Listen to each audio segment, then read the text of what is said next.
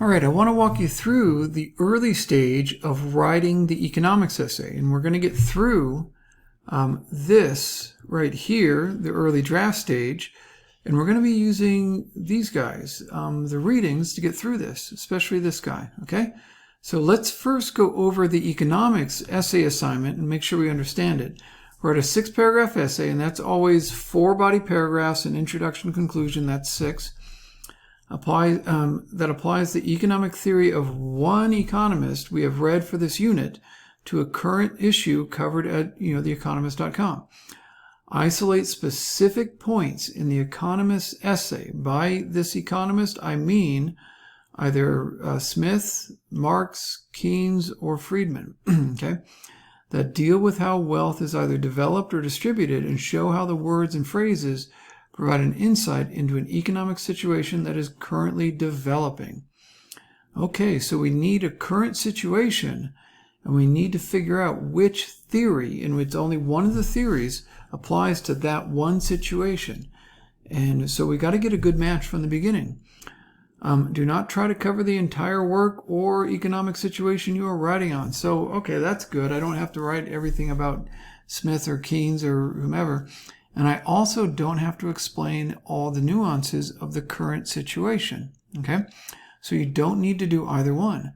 Focus on one point at a time, and that's what we're going to do. That's what makes it an analysis, such as the creation of wealth in Smith and its application to the current foreign trade issue, or the role of government in stabilizing the monetary policy in Keynes and its application to central banks. And that's, yeah, okay, I get that. Now, what I did before I turned the camera on, I spent a little bit of time at The Economist and found an article I thought was interesting because I didn't know much about what's going on with this. I'd heard of this market. And let me show you. This is dealing with home sales and how those work, okay, how they're working now. This is the article I thought would be a good idea. And I looked through for a number of them.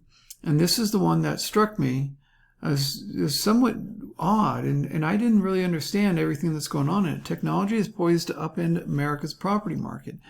How could technology affect housing so much? Well, this article goes into that, and it's an interesting article. It is kind of odd, but it is quite interesting. For me, at least I thought it was.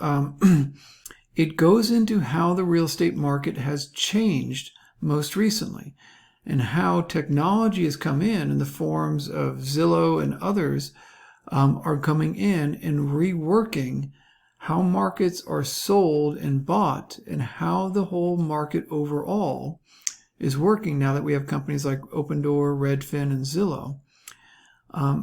And how they're changing things, how people buy and sell houses is turned into a much more rapid process because they're buying the houses and holding on to them while people move and then selling them as they can. You don't have to buy and sell instantly. You can do it as you please. And so they are actually speeding up the market by giving the buyer and the seller a little more time to find a buyer and a seller for the homes. And so I read that through and saw how it worked, and I thought, okay, after you find an article that you think is interesting, you have to consider why or who would apply here. Would it be Smith? Would it be Marx? Would it be Keynes? Would it be Friedman? Okay. So in this one, I thought, because this is going into a crisis, it might be a Marx issue. But then the more I thought about, no, this is really responding to a new demand, a demand that already had been there. This is Smith, is what it struck me as. And it doesn't strike me as Friedman. It could have been Friedman. I thought Friedman would work better than Marx on this one because these companies are behaving in a way that is entirely self-centered upon their profit motive. That's what it is. And they're innovating and creating things, and that's helping out. So I decided in the end, no, I think this is best with Smith. Notice, well, Keynes wouldn't work here. Keynes would work whenever you're dealing with the banks and money supply, okay? with monetary supply, with interest rates, with money supply and the crisis and anything else. That's Keynes, okay? All the others, if it's a crisis, Marx could come in, but this one wasn't entirely on the crisis. This is on a new innovation. So I thought either Friedman or Smith would really be best, and I sided in the end, I thought Smith. I'm going to use Smith, okay? So in the end, you decide on one theory with one article.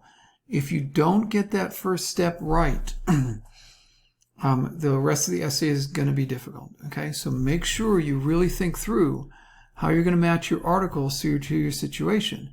And I'll show you what I'm going to do now. Going back to, and this is the assignment sheet, but let's look at the draft. What's the early draft asking me to do? Okay. Follow the steps to generate your early draft. Okay, find 4 quotations from one of the economic theorists. That's going to be, excuse me, Smith, Marx, Keynes, or Friedman. I've decided I'm going to write on Smith and apply Smith to the real estate market today. And again, notice he's never written about this, so I'm going to apply it in a new way. I'm going to find something new to explore with Smith by my side, okay? So I will probably adjust Smith. I'll probably give some insight into the market, but let's see what happens with it, okay? So that's what I'm going to be doing. So now that I have my article in my theory, now I can start looking for quotations. Now I can. I need to have my situation and my theorist matched. It's got to make sense to me right from the start. If you just jump in and start writing, you're going to run into a lot of messes, okay?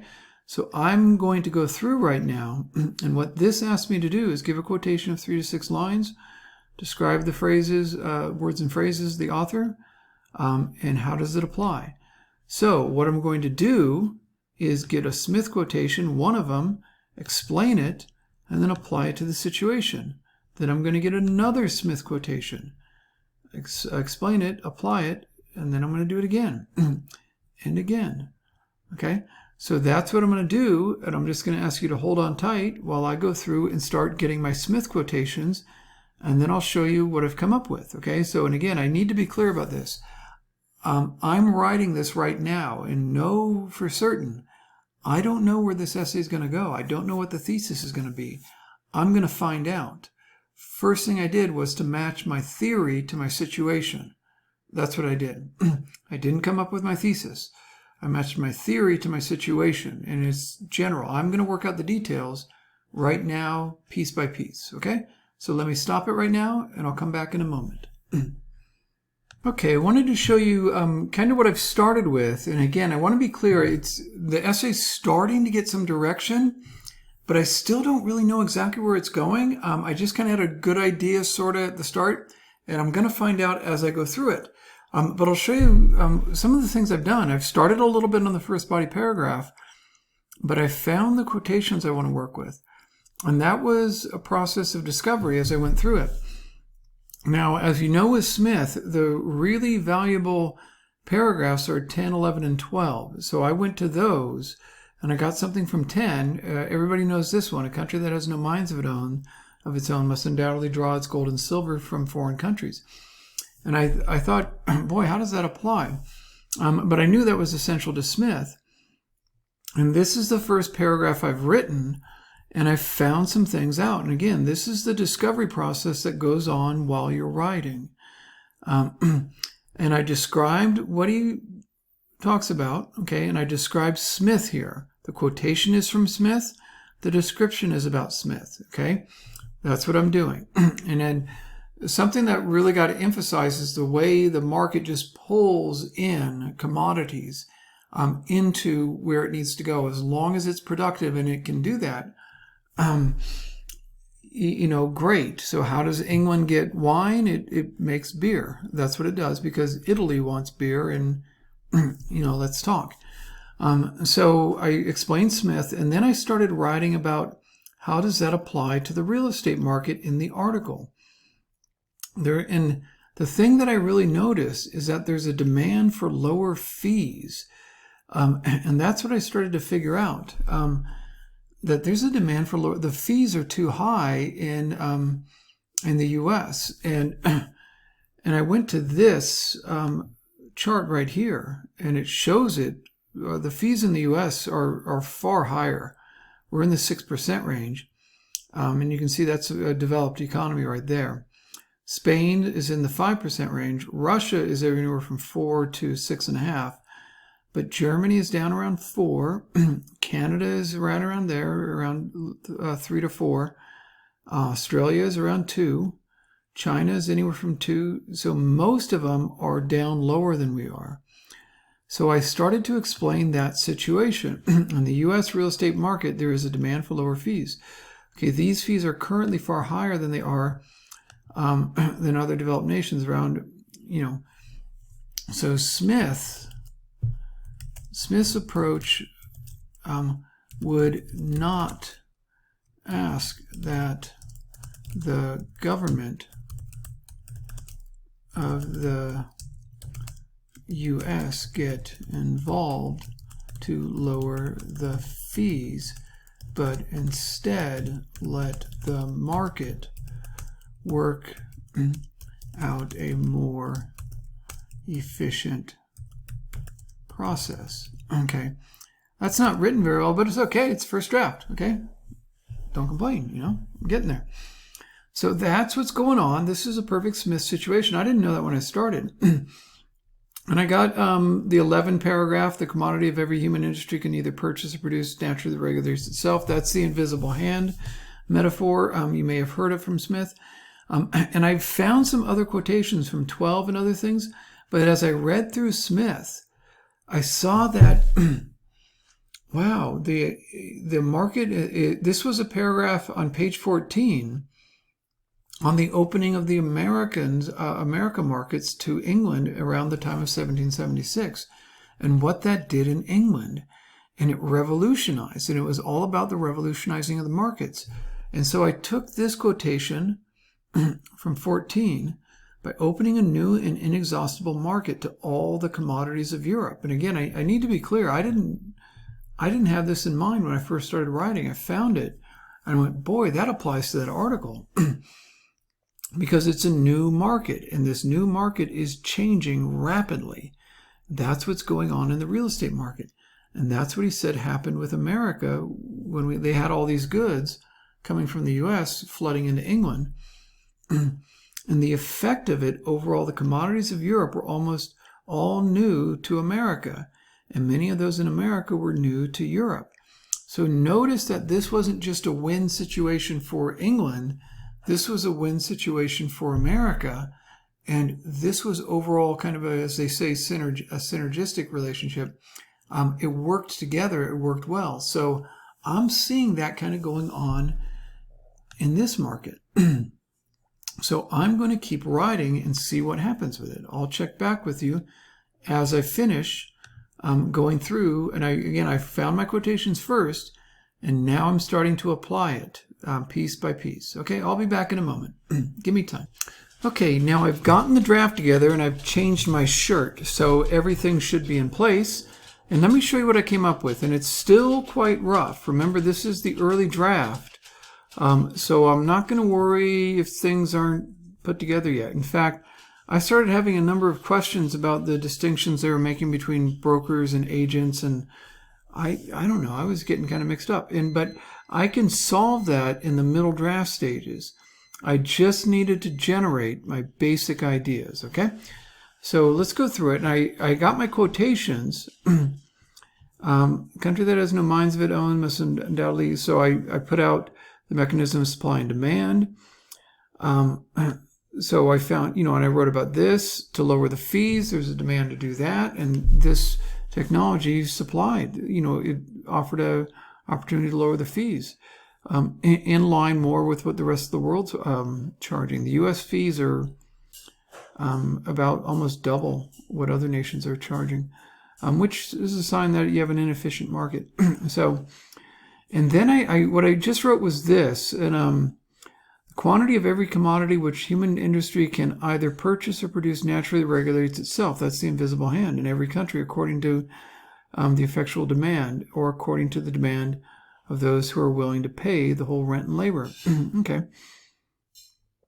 Smith points out the supply and demand of a commodity. That means everything that can be bought or sold naturally regulates itself without any attention of the central government. Instead, the market keeps itself in check, and trading commodities according to supply and demand can be generated in the level of demand that is present.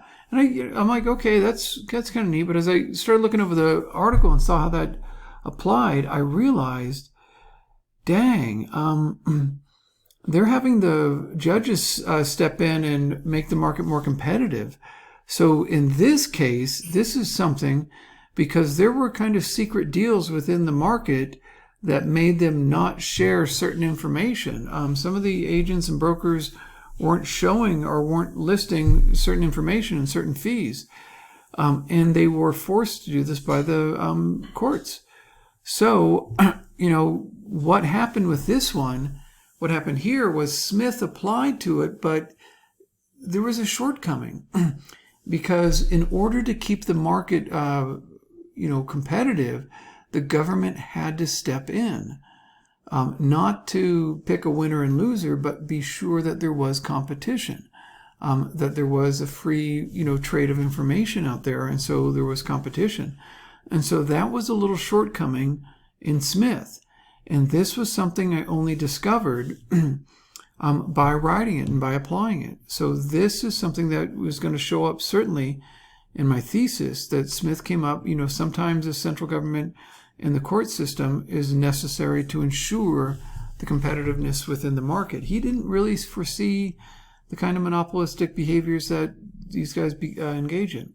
Okay, so that's something I found by working on it. And then I had this one and this was on the American market. And then I described it. The discovery of American access to its natural resources benefited Great Britain enormously, according to Smith, but it also benefited America. So it was kind of the back and forth. And the resource of labor was divided in new ways. In other words, the division of labor goes on.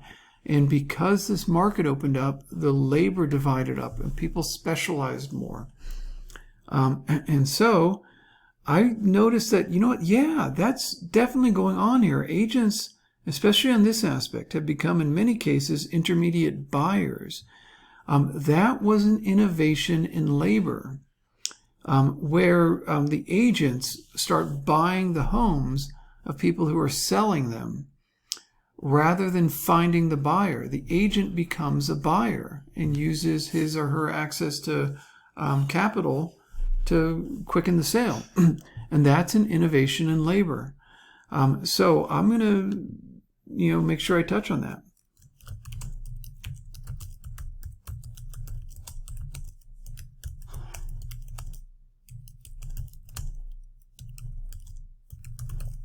So I'm going to go, obviously do that. So this was an innovation in labor that was not seen before. And again, and then I go into the last one. The new set of exchanges therefore began to take place, which had never been thought of before. And which should naturally have proved advantageous to the new, as it certainly did to the old continent. So, and this is how both sides benefited, and this is how everybody in this infusion of so much investment capital created jobs, and so suddenly there were people innovating. Suddenly, people because these brokers could manage so many homes. And were buying up homes that they had never seen. They were hiring people to go on Google Maps to go check out the house online. They couldn't get perfect information, but they knew if this house was kind of within the middle of the market, that it probably was not destroyed on the inside and probably the plumbing was okay, and they just could take a quick look at it. So that was an innovation in how the market operated. Houses priced in the middle of the market would be bought up by these brokers who had never seen the house, except for hiring somebody to look at it online. And that's a new kind of innovation that was benefiting everybody. And the agents were concentrating on the houses at either extreme, at the low end or the high end. And so all of this was, this made the market more efficient. So this is what I've come up with so far. And again, I did not foresee this when I started writing, how Smith would apply to this market. But now I think I've got an idea. And again, this does not look anything like an essay yet. It really doesn't look like an essay. But I think you can see that it can become one. And there is, in spite of all the errors in it, there is the guidelines that are built into this that all should be able to develop a full essay. Okay? So I'll be back with this in the stages, and I'll try to refine it some more and build up an introduction and hopefully put a thesis statement together. Okay? All right, take care.